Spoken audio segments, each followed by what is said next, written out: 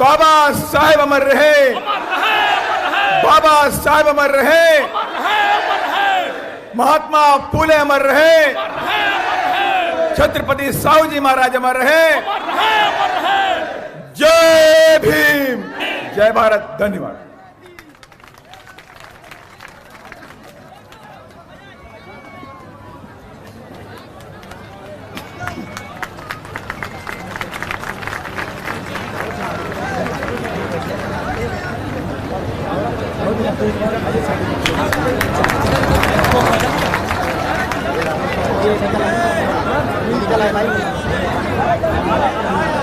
साथियों, अब मैं चाहूंगा जिनका आप सब लोग बेसब्री से इंतजार कर रहे थे, युवा दिनों की धड़कन,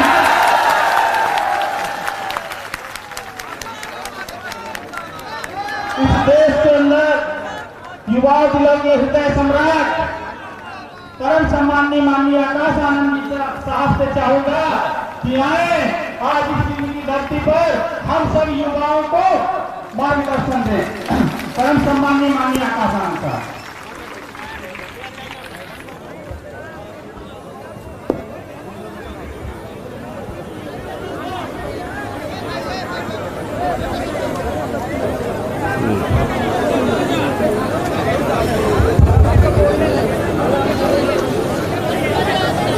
जय भीम। दोबारा जय भीम बोलने की जरूरत नहीं पड़ेगी, आप में इतना जोश है। तो सबसे पहले एक बार जोरदार तालियां हमारी माताओं बहनों के लिए।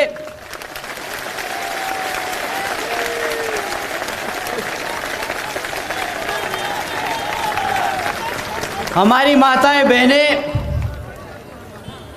जो अपना कामकाज छोड़कर दिन का हमें यहाँ पे इतना समय निकालकर सुनने आए, आप सभी का तहे दिल से शुक्रिया अदा।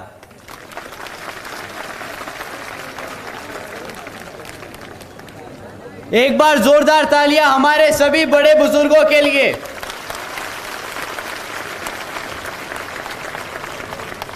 आप सबका आशीर्वाद और आप सबकी डायरेक्शन जो आप हम युवा साथियों पर कृपा करते आए हैं, तो आप सभी का भी बहुत बहुत धन्यवाद।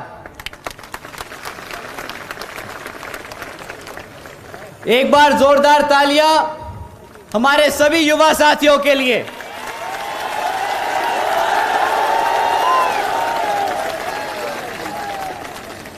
बहुत समय हो गया, काफी समय से हमारे युवा साथी इधर उधर भटक रहे थे, परंतु जब से बहन जी ने 50% युवा साथियों का हक बनाया है पार्टी की हर स्तर की कमेटी में, तब से सारा युवा साथी बसपा में वापस आ गया।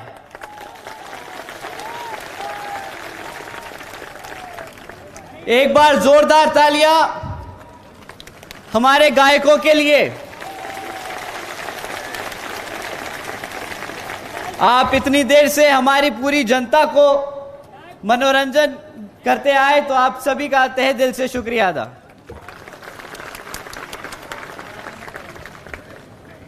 साथियों,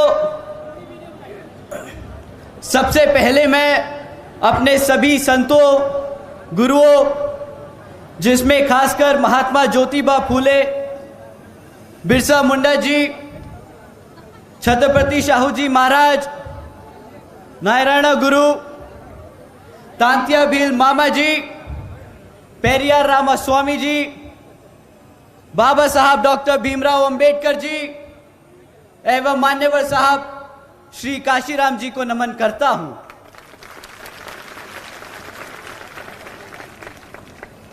मान्यवर साहब श्री काशीराम जी की एकमात्र उत्तराधिकारी हमारी आदरणीय बहन कुमारी मायावती जी को भी नमन करता हूं।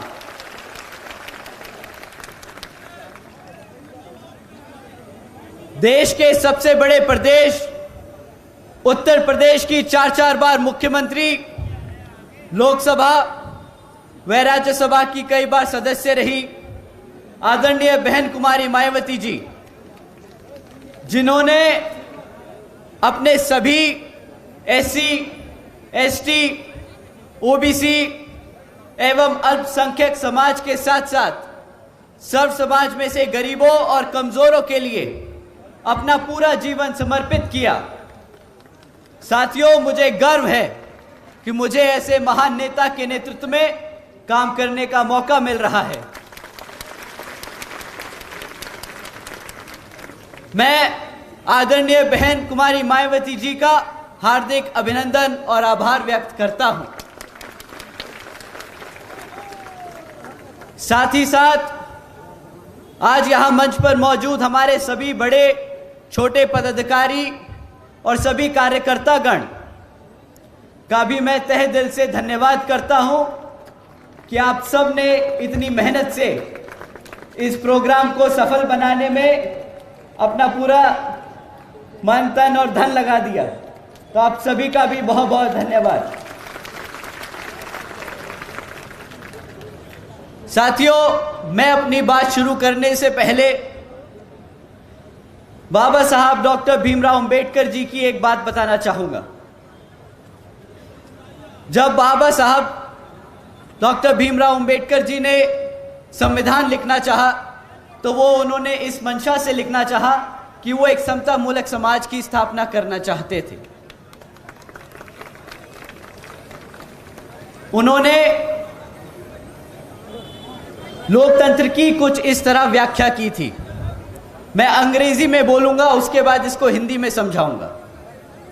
A form and a method of government whereby revolutionary changes in economic and social life of people are brought about without bloodshed। साथियों, बाबा साहब के विचारों का भारत कुछ इस तरह होता। साथियों, जहां पर स्कूलों में बच्चों के बीच भेदभाव ना हो, वैसा है बाबा साहब के विचारों का भारत। साथियों, जहां पर महिलाओं पर अत्याचार ना हो, वैसा है बाबा साहब के विचारों का भारत।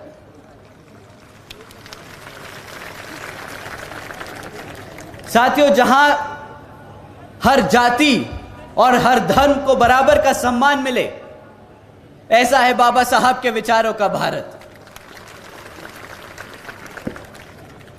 परंतु दुख तो इस बात का है साथियों कि हमारे एमपी में बीजेपी की सरकार संविधान के हिसाब से नहीं, कुछ लोग, मनुवादी लोग जो इस तरह की सोच रखते हैं, उनके हिसाब से चल रही है।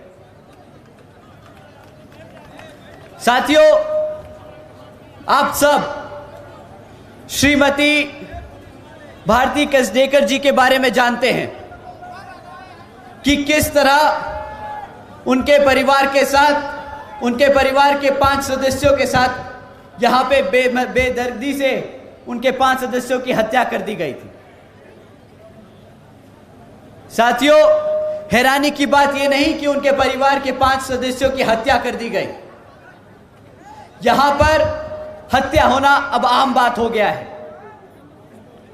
परंतु हैरानी की बात यह है कि जब भारती जी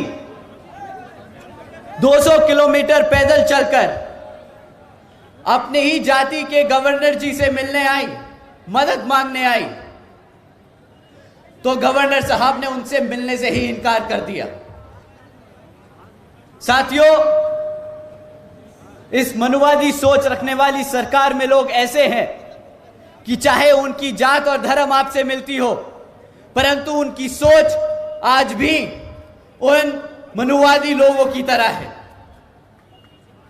साथियों,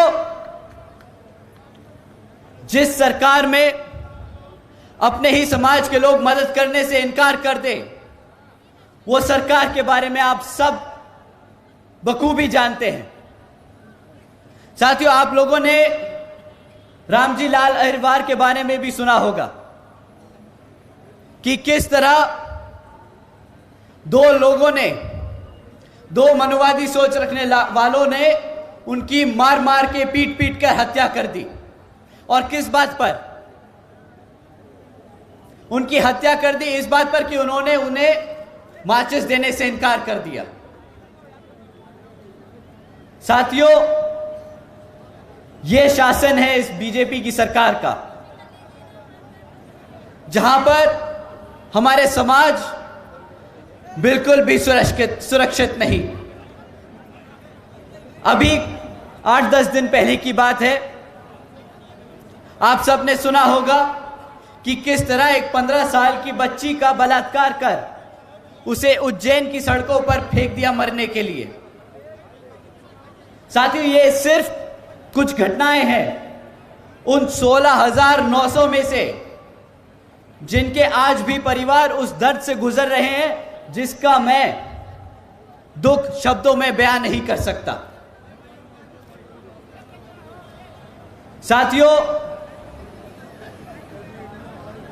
इन कांग्रेस और बीजेपी वालों की अगर मैं दोनों शासनकाल के दिन मिला दूं, तो हमारे समाज के खिलाफ अत्याचारों की घटनाओं के किस्से इनके शासनकाल के दिनों से भी ज्यादा हो जाएंगे। पर साथियों, अब समय आ गया है इन सब को उल्टा जवाब देने का। कमलनाथ जी और शिवराज जी को बताने का कि हम पिछले 5 साल में कुछ भी नहीं भूले हैं, और अब जब आप हमारे बीच में आएंगे तो हम आपको बता बता के याद दिलाएंगे कि किस तरह हमारे 16,000 से ज्यादा परिवारों के साथ जो अत्याचार का हुआ है, उसका बदला हम यहां मध्य प्रदेश की हर एक विधानसभा पर बसपा का परचम लहरा कर लेंगे।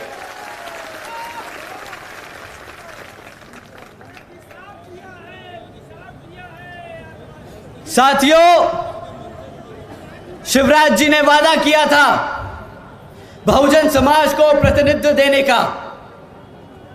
साथियों, शिवराज जी ने वादा किया था हर वर्ष 10 लाख नौकरी देने का। उन्होंने वादा किया था कि हर सरकारी कॉलेजेस में मुफ्त शिक्षा देने का। पर आज यहां आप सबके बीच में खड़े होकर मैं पूछता हूं, इनमें से कितने वादे पूरे हुए?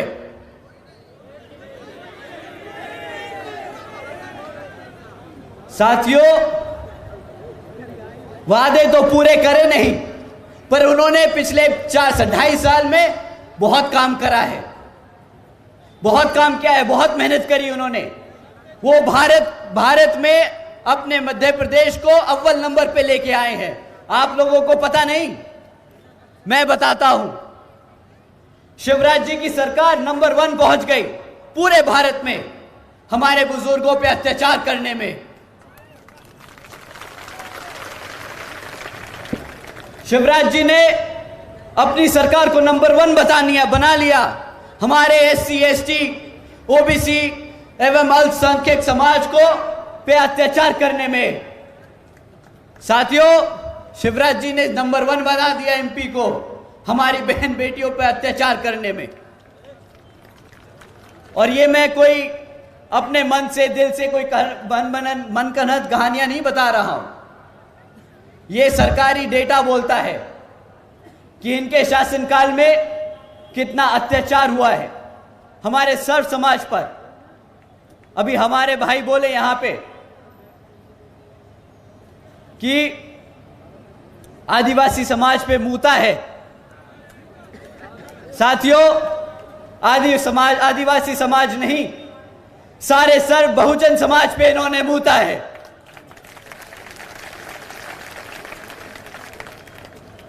इसका जवाब अब आपको देना होगा। इस बारी जब ये आपके बीच में आए तो पूछना नहीं कि आपने क्या काम किया, पलट के बताना कि भाई साहब आप आए तो जरूर हैं, पर अब आपके जाने का समय आ गया है।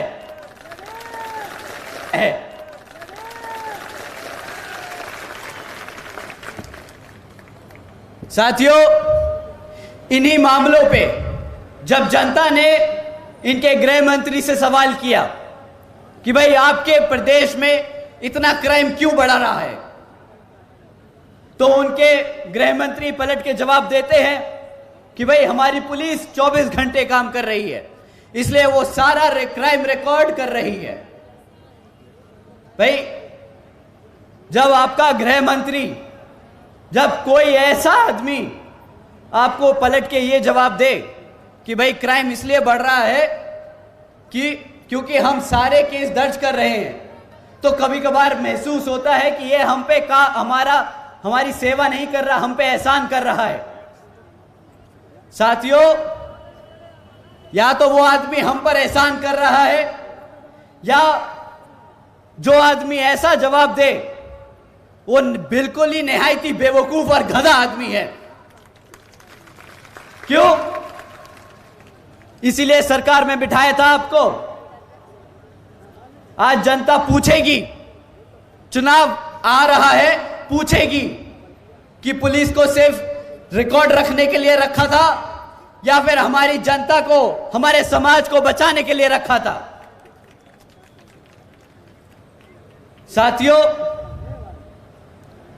चाहे जो भी बात रही, अगर कोई व्यक्ति ऐसा जवाब दे जो उस पद पर बैठता है, तो उस आदमी को उस पद पे बैठने का कोई हक नहीं। और जो मुख्यमंत्री ऐसे आदमी को अपने पद में बैठने दे, उस मुख्यमंत्री को सरकार चलाने का कोई हक नहीं।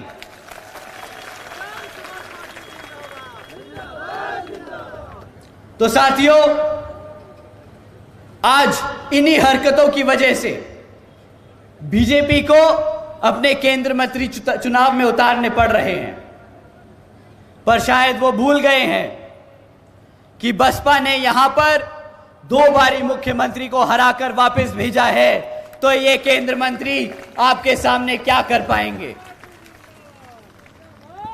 साथियों, अगर बीजेपी अपने 2.5 साल में इतनी तरक्की कर पाई है तो कांग्रेस कुछ कम नहीं।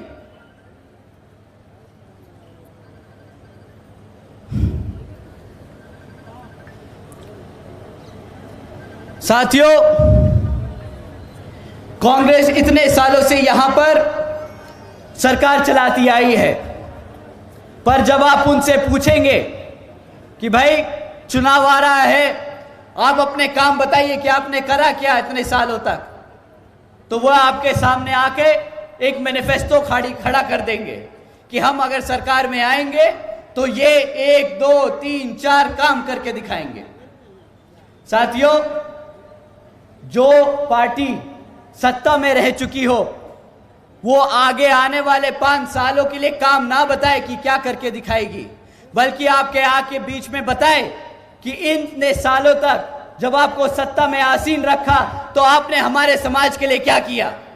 और हाँ साथियों, जब आप उनसे ये पूछेंगे कि भाई जितने सालों से जब आप राज कर रहे थे तो हमारे समाज के लिए क्या किया, चुप्पी साध जाएंगे, घबरा जाएंगे, पसीना छूटेगा।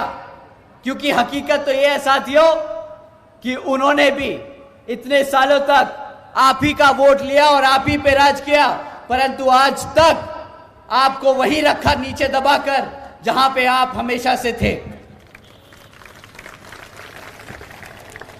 जब आप उनसे इनके कामों की सफाई मांगेंगे तो वो आपको भटकाने के लिए क्या करेंगे, वो बोलेंगे कि भाई तुम किसको वोट दोगे, बीजेपी तो ऐसी है।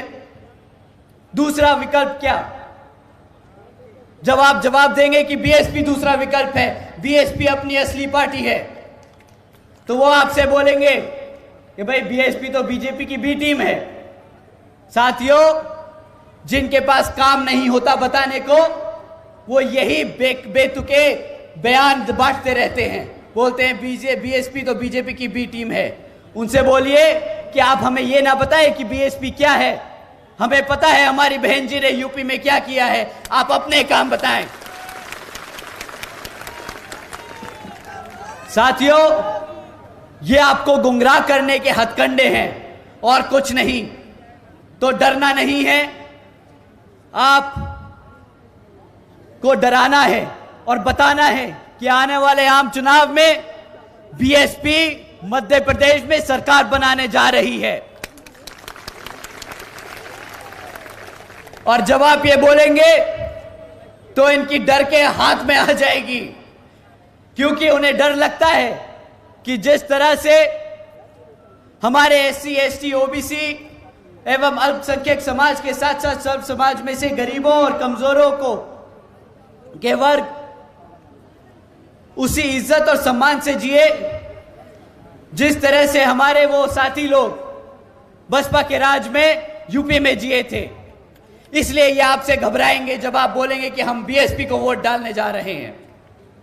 साथियों, आज जब बहन जी की सरकार को लोग याद करते हैं तो उन्हें याद आता है वो समय जब बहन जी ने महामाया गरीब बालिका आशीर्वाद योजना चालू करी थी, जिसके तहत बहन जी ने 3,25,000 बच्चियों को 1-1 लाख रुपए देने का काम किया था। साथियों, इस योजना के तहत बहन जी ने 3,250 करोड़ से ज्यादा रुपए अपनी बच्चियों को देने का काम किया।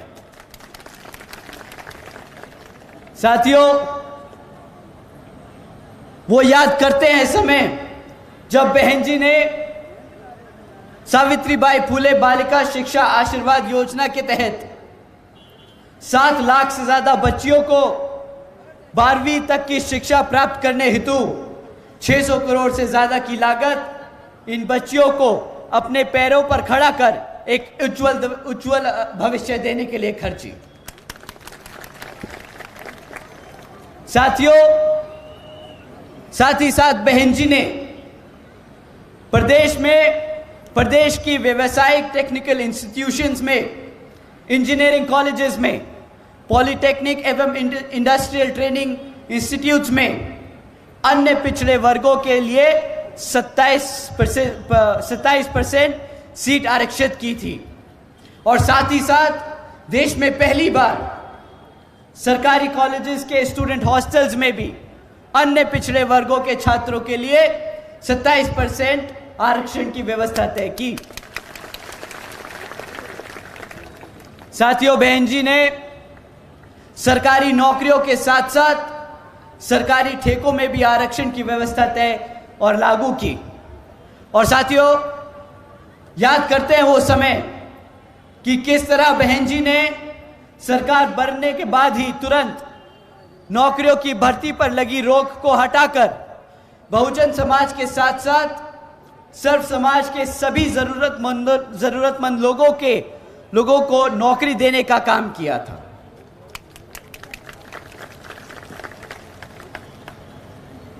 साथियों, बहन जी ने कृषि एवं संबंधित कार्यों में मिनिमम वेजेस को 55 रुपए से बढ़ाकर 100 रुपए प्रतिदिन कर दिया था। और अन्य पिछड़े वर्गों के लोगों की क्रीमी लेयर की वार्षिक आय सीमा 3 लाख रुपए से बढ़ाकर 5 लाख रुपए कर दी थी। साथियों, आदरणीय बहन जी ने अपने शासनकाल में 90,000 से अधिक शिक्षकों को सरकारी नौकरी दी, 1 लाख से अधिक सफाई कर्मचारियों को भर्ती किया, 2 लाख से अधिक जवानों को पुलिस फोर्स में भर्ती किया। और साथियों, इससे 2 फायदे हुए। एक तो हमारा युवा वर्ग नौकरियों पे लग गया और दूसरा हमारे युवा साथियों को अपना प्रदेश और अपना घर छोड़कर दूर नहीं जाना पड़ा अपना पेट पालने के लिए। तो साथियों, अब समय आ गया है हमें बाबा साहब के दिखाए रास्तों पर चलकर और मान्यवर साहब के बताए तरीकों का इस्तेमाल करके, और भूलना नहीं बहन जी के बेबाक अंदाज को हमें अपने दिल और दिमाग से अपनाना होगा।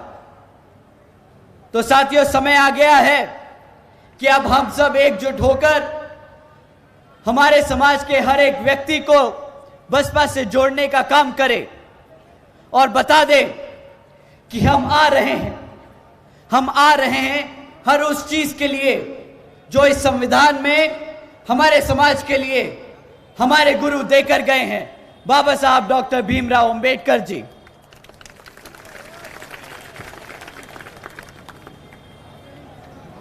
साथियों, इन्हीं कुछ बातों को ध्यान में रखकर इस बारी बीएसपी ने जीजीपी के साथ गठबंधन करने का निर्णय लिया है और यहां पर चुनाव हम मिलकर ही लड़ेंगे। तो मैं आप सभी से अपील करता हूं कि इस विधानसभा आम चुनाव में आप सब बसपा और जीजीपी को वोट डालकर यहां पर सरकार बनाने का काम करेंगे।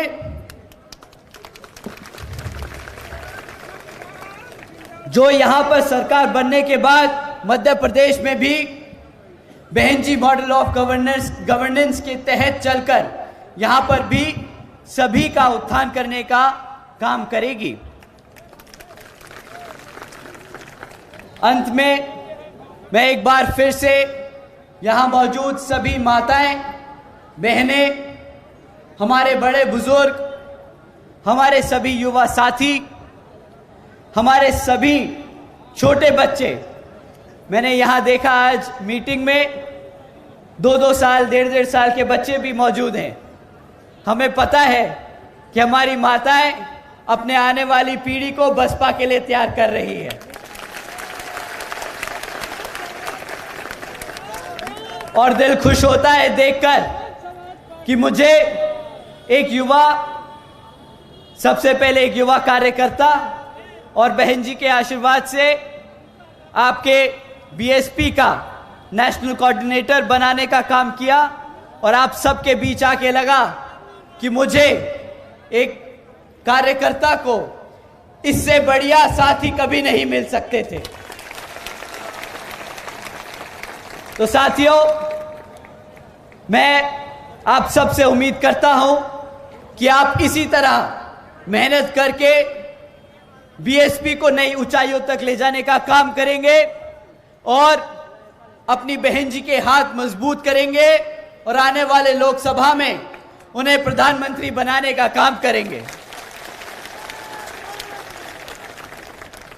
साथ ही साथ मैं हमारे सभी मीडिया बंधु, हमारे बहुजन मीडिया के साथियों का भी तहे दिल से धन्यवाद करता हूं कि वो हमारी बात को प्रदेश के कोने कोने तक पहुंचाने का काम कर रहे हैं। तो साथियों, आप सबका भी तहे दिल से धन्यवाद और शुक्रिया।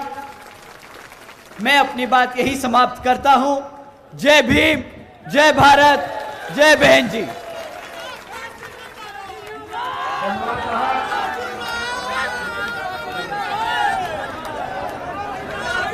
साथियों, आप लोग शहर से बढ़ जाए। अब मैं चाहूंगा कि हमारे सिवनी से चलकर आदिवासी भाई माननीय साहब के सामने कुछ अपना एक हमारा नहीं है, अपनी कला की प्रस्तुति करें। हमारे सिवनी के साथी जो भी आए हैं, स्टॉप कर दिया।